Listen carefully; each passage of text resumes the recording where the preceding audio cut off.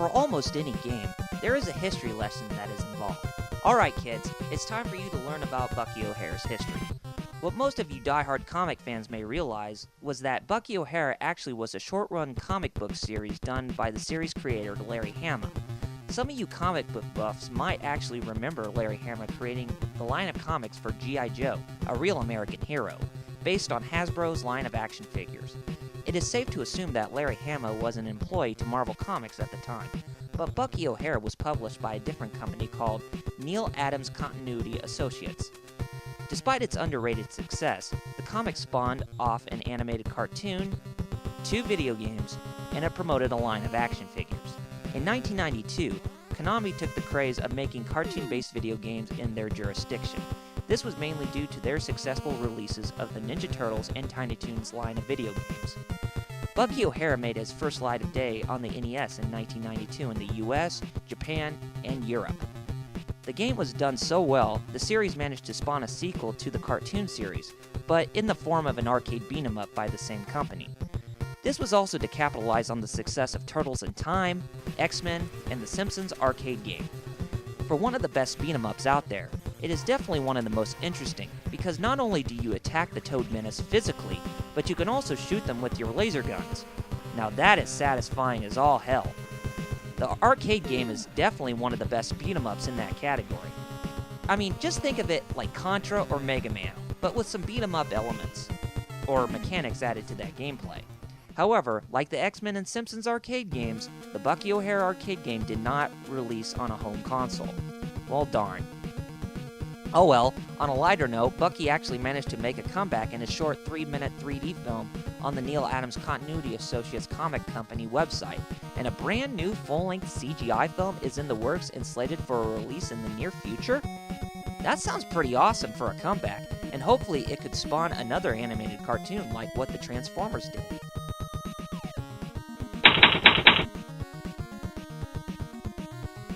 Even though this game is pretty decent, I do have some things I do need to nitpick. After all, every game, whether if it's good or bad, will always have flaws.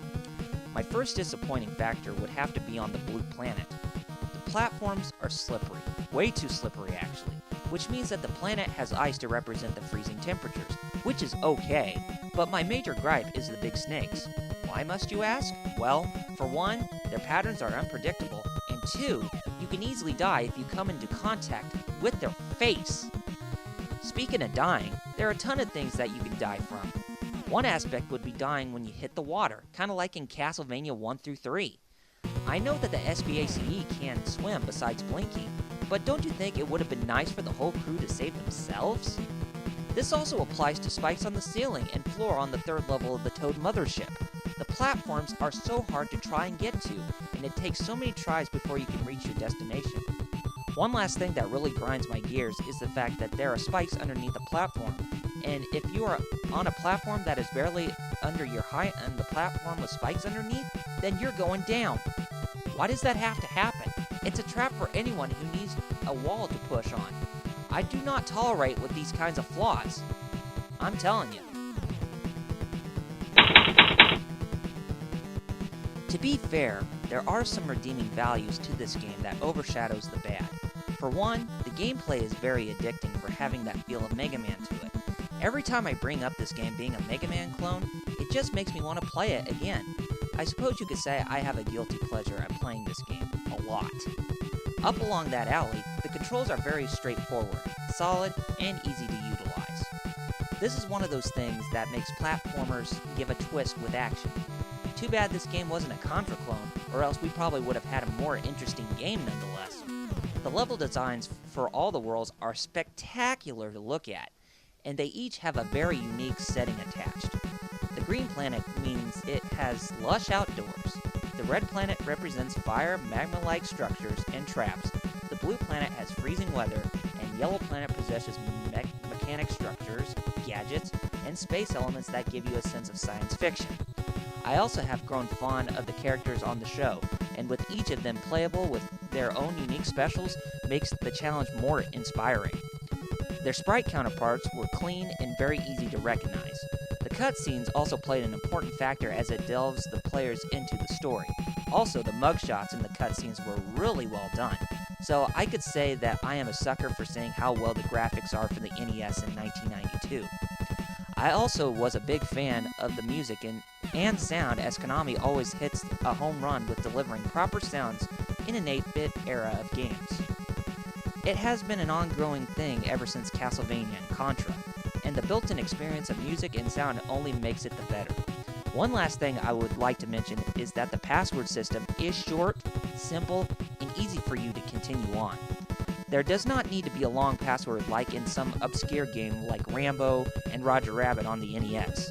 The games need to learn from great games like this, and they need to understand that a short password can mean more fun and extra content in the game.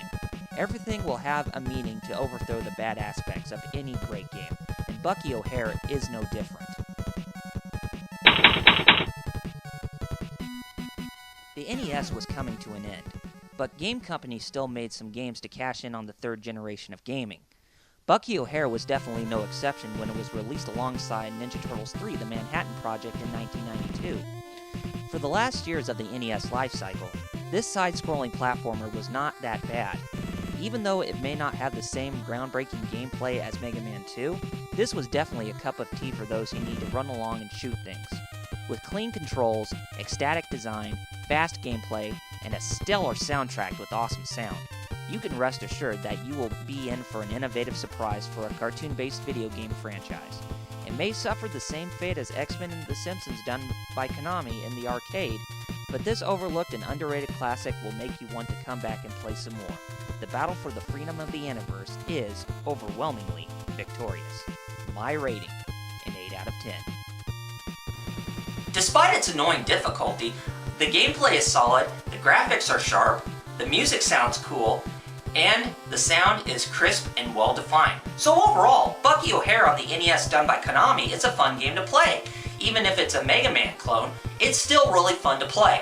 If you have an NES, I want you to go pick up this game right now, because it is not that bad. Even though it is hard, it will leave you with a smile on your face after beating a game that has solid gameplay.